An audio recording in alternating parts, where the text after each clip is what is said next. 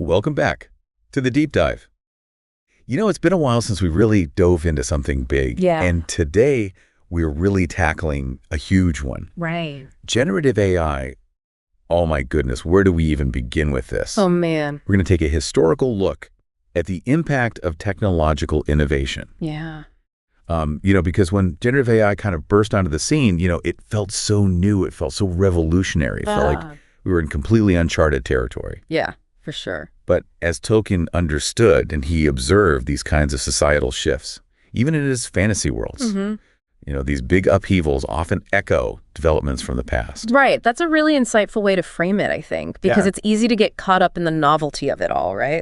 Oh my God, generative AI, this is so new. Yeah. But when we actually kind of take a longer view of technological progress, and I think that's what you've done really well with the materials that you've assembled for this deep dive, we can actually see recurring patterns. And I think over the centuries, we've witnessed several of these major technological leaps. Right. And each of them has brought with it these transformative advancements, but also at the same time, these considerable societal adjustments. Yeah. It's rarely a straightforward story of just unmitigated progress. It's so true. Right. Yeah, it's always two sides of the coin, right? It really is. And so in this deep dive, tailored just for you, we are going to unpack 4 of these pivotal historical shifts, and we're going to explore both the incredible opportunities that they unlocked and the challenges that they presented. Yeah.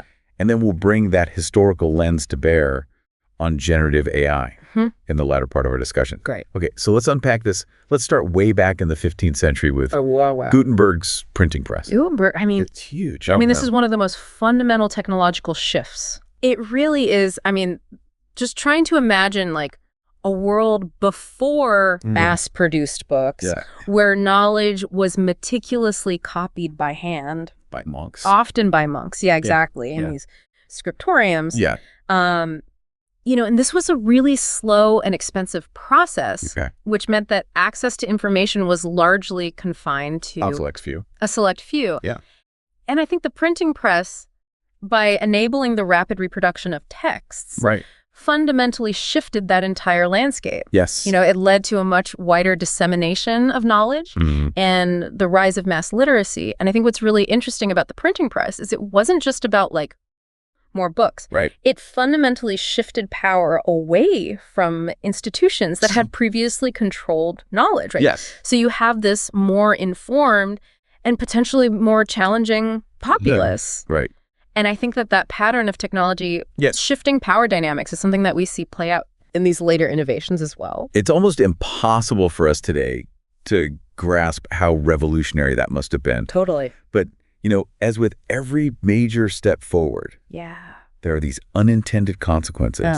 And this is where it gets really interesting. Yeah. Tell me. With the printing press came, what we might call today, like, fake news, the rapid spread of fake news. And this is fascinating. One of your sources mentions this incredible example from, I think it was 1825. Oh, wow. Okay. About fabricated creatures that were supposedly discovered on the moon.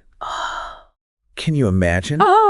Like how quickly that kind of story could take hold once printed materials became widespread. Yeah, totally. Because before, if it was a handwritten document, it would circulate slowly, but right, exactly. Now things are just exploding, right? And it highlights, I think, this crucial principle, which is that increased information velocity coupled with a lack of established verification mechanisms creates fertile ground for misinformation. Yes. And that's a pattern that we see recur with digital technology as well. Yeah, absolutely. And, the printing press undeniably disrupted the existing social order. Right. Consider the Protestant Reformation. Okay, yeah. Martin Luther's 95 Theses, which challenged the Catholic Church, were rapidly disseminated thanks to the printing press. And this led to massive social and religious upheaval across Europe. Huge. Yeah. Absolutely. Okay, so let's fast forward a couple centuries. To the 18th century. All right. And the arrival of the steam engine. The steam engine? This invention really powered the Industrial Revolution. Yeah. We saw incredible positive impacts. Absolutely. Right. Industrialization really took off. It fundamentally transformed transportation and manufacturing. Yeah, the steam engine basically harnessed the power of heated water to create this mechanical motion, Right. which allowed for the automation of, previously very manual tasks.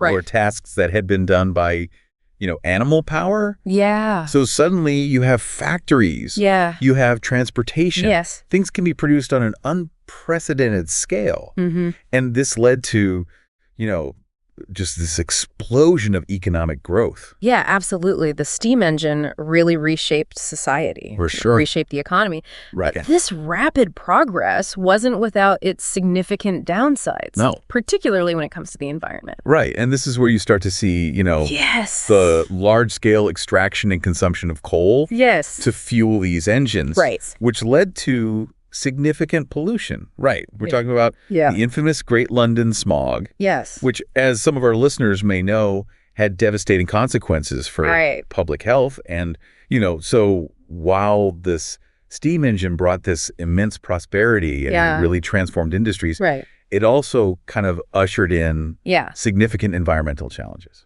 It did.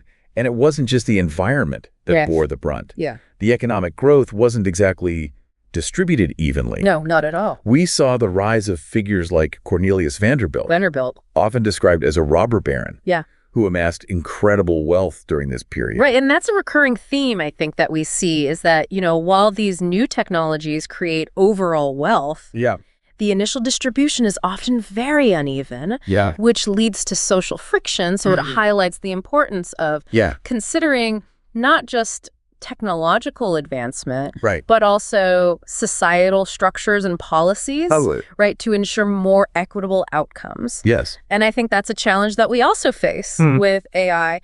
And it is interesting to note that later in life, Vanderbilt, partly through his wife's influence, became a significant philanthropist.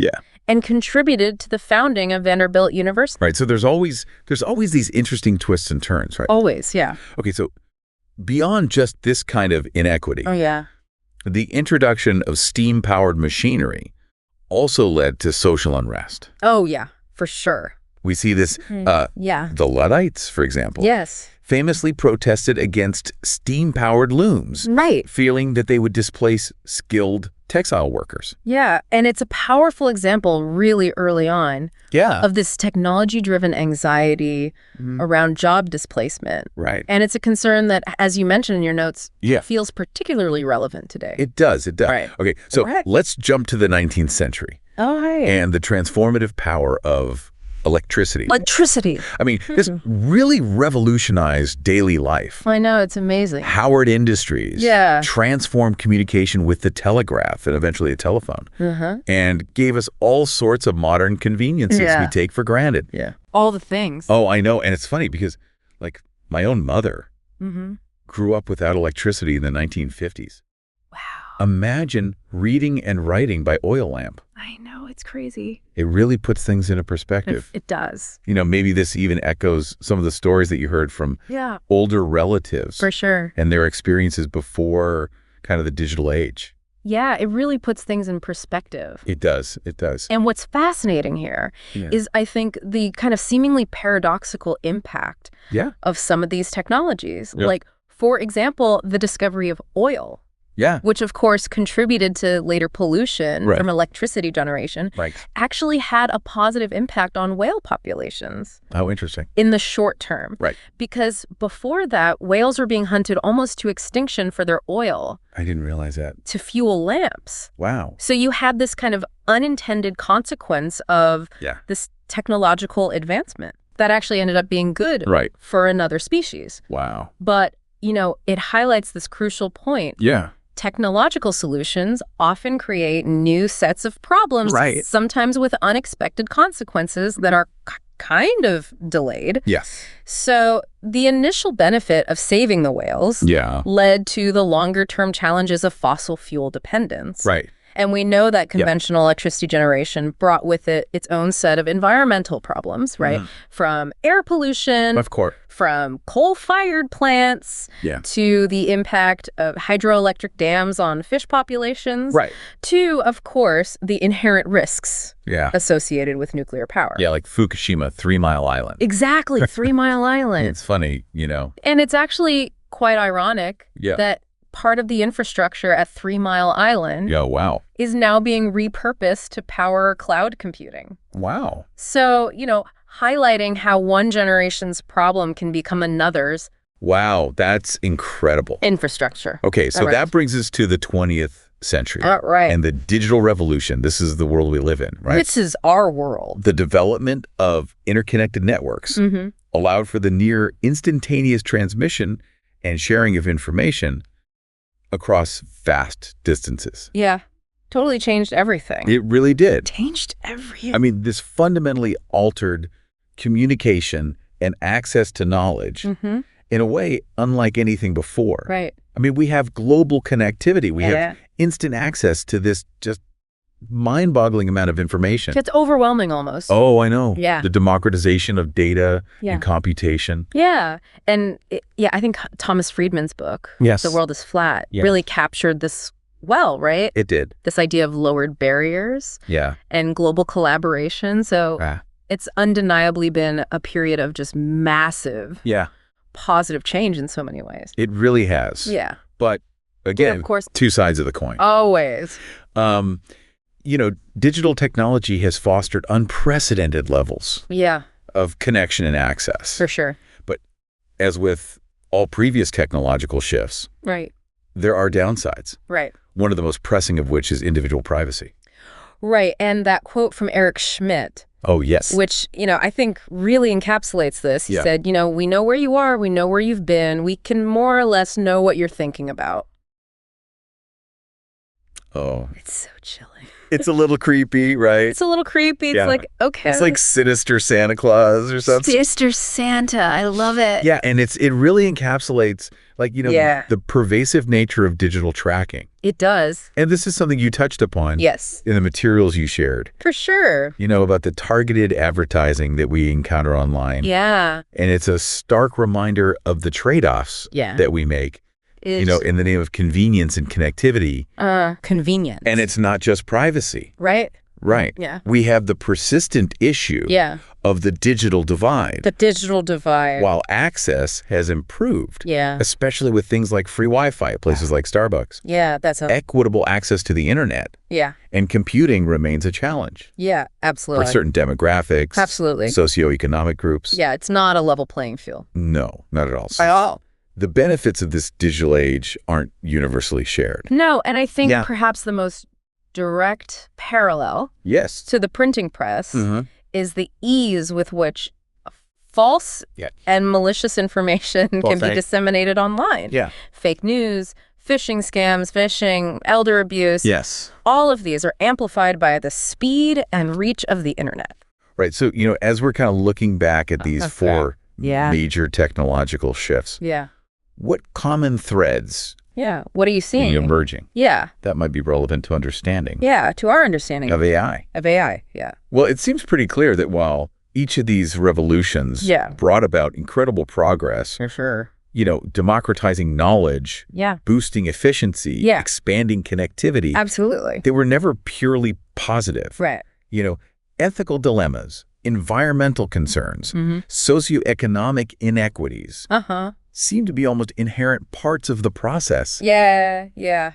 It's a complex picture. It is complex. And that's what your sources emphasized. Absolutely. Yeah. And this historical perspective, I think, is crucial. Yes. As we now turn our attention to the latest technological wave. Yes. Generative AI. Generative AI. And I think, you know, unlike previous innovations, which primarily augmented our physical or informational capabilities, generative AI forces us to confront this really fundamental question of what does it mean to be human? Ooh, that's profound. Right, yeah. It feels like we've crossed a threshold. Kind of crossed something, yeah? Haven't we? Yeah. This isn't just about tools that help us do things faster. Yeah. It's about machines that seem to create and think Yeah. in ways that were once uniquely human. It's true. It's almost like Yeah. the science fiction we grew up with is becoming reality. Right.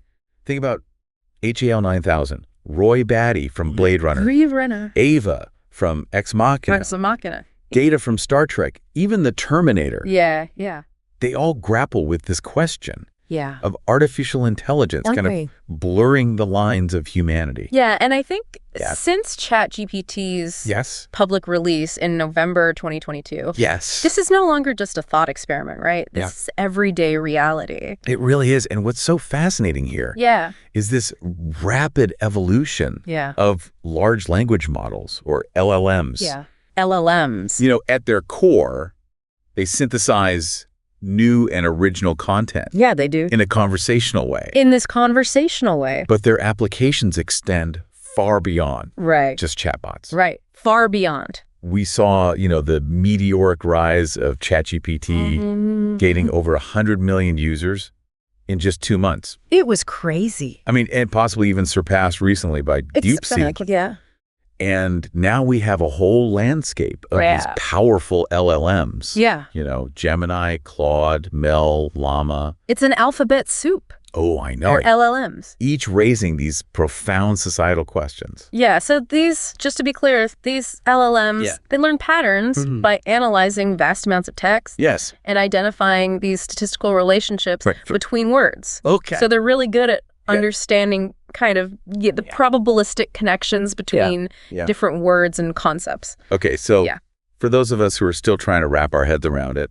Yeah, no, it's a lot. How would you define generative AI? Yeah. More precisely. So generative AI, at its heart, is a subset of artificial intelligence that learns patterns from vast amounts of data and then uses those patterns to create new original data or content. And this output is often contextually meaningful, although it can sometimes be incoherent, leading to what we call hallucinations. Hallucinations? Yeah. So think of it like an incredibly sophisticated parrot that has learned to string words and concepts together in novel ways based on everything it's read.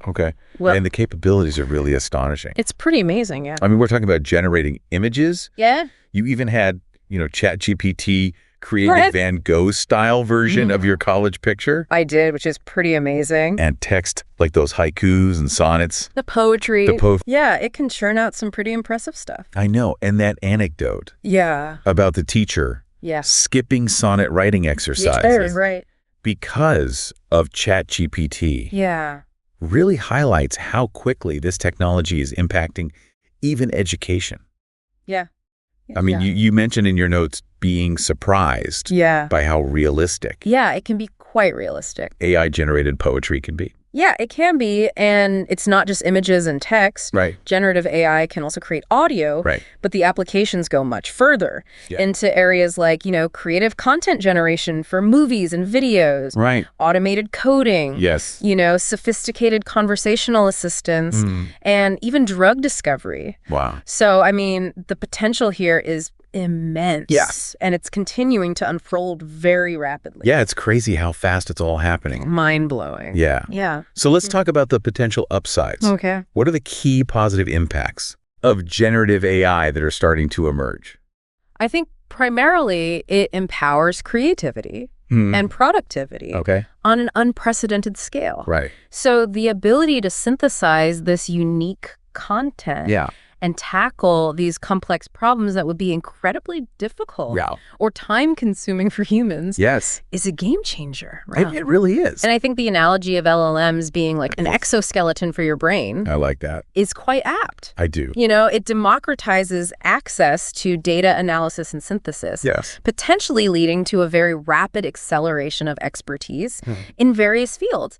Imagine researchers being able to process and synthesize vast amounts of scientific literature in a fraction of the time that it would take them manually. That's pretty incredible. And we're already seeing some really illustrative examples of this. That AI-generated image of a William and Mary professor in full academic regalia is striking. It's pretty wild. And the ability to, reimagine movies. Like Spider-Man in Italian, Yeah. Game of Thrones set in Italy, or even Lord Voldemort in India. Yeah, Lord Voldemort in Bollywood. Using tools like Sora. Sora, yeah. It really shows how realistic and almost uncanny this is all becoming. Really is. It's almost blurring the lines between what's real and what's created. Right, and I think while these examples might seem like novelties, they point to, I think, a fundamental shift in how we interact with technology. Yes. It's becoming less of a tool and more of an augmentation of our capabilities. Yeah. A partner Right. in these creative and intellectual endeavors. Right. It's changing the game, yeah. It really is.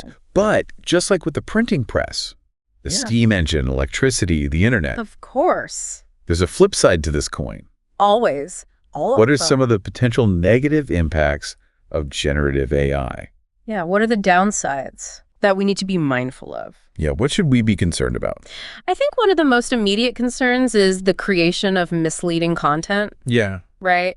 And while some of it, like Brian Monarch's humorous movie mashups Yeah, that was fun. with Schwarzenegger and Stallone, I know. is clearly for entertainment. Yes. The potential for misuse in areas like Yeah. news, blackmail, scams is very real Yes. and quite dangerous, right? It is. It's becoming increasingly difficult Yes. to distinguish between authentic and AI-generated content. Yes. And I think this really does mirror some of those early anxieties around the printing press and the rapid spread of unverified information. Yes, it does. So it's like we're seeing history repeat itself a little bit. Yeah, and then there are the thorny intellectual property questions. Oh, the IP issues. Yeah, Yeah. if AI can generate a movie in the style of Game of Thrones or emulate the music of the Beatles, Right. who owns the copyright? Who owns it? What constitutes fair use? Yeah, all these questions are being actively debated. This is what your sources were Right now. really highlighting. In courts Yes. around the world, Yeah. the legal frameworks Yeah. are still catching up with the technology. And for artists and creators. Yeah, especially musicians, Especially writers, Yeah. visual artists. I mean, Yeah. this raises fundamental questions about their livelihoods It does. and the value of their work. Yes, and of course, Right. we can't ignore And the potential impact on jobs. of course, jobs. Yeah. The concerns we saw with the Luddites Yeah. protesting steam-powered looms Right. are echoed today in discussions about AI potentially replacing human workers Yeah.